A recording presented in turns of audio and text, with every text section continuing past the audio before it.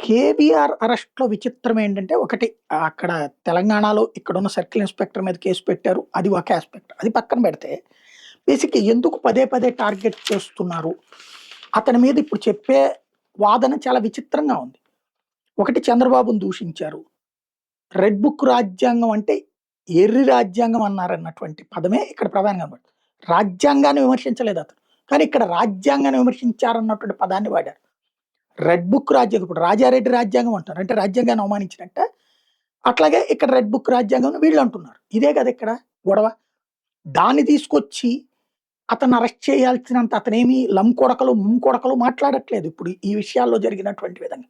విమర్శిస్తాడు ప్రభుత్వాన్ని. ఆ లెక్కన జగన్‌ని వీళ్ళు విమర్శించట్లేదా?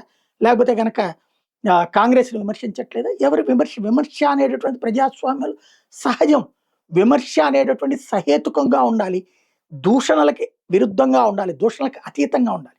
అది చెప్పడంలో తప్పు లేదు గానీ, జర్నలిస్టులని అదేమంటే ఇప్పుడు యూట్యూబర్ అని ముసుగు వేసి, ఇప్పుడు ఇంతకుముందు జర్నలిజం ఫీల్డ్‌లో ఉన్నవాళ్ళు ఇప్పుడు యూట్యూబులు స్టార్ట్ చేశారు. ఎందుకంటే యాజమాన్యాలు అమ్ముడుపోవడము, యాజమాన్యాలు ప్రభుత్వాలకో, పార్టీలకో లొంగిపోవడంతో గతి లేక జర్నలిజం ఫీలింగ్ ఉన్నటువంటోళ్ళు యూట్యూబ్‌లో చేస్తున్నోళ్ళున్నారు. కొంతమంది మీరంటున్నట్టుగానే దూషణలు చేసేవాళ్ళున్నారు. దూషణల మీద అరెస్ట్ చేయడం వేరు. విమర్శించడాన్ని అరెస్ట్ చేయడం వేరు. ఇది సంస్కారయుతమా? బాధ్యతాయుతమా? అన్నది ఆలోచించుకోవాల్సింది.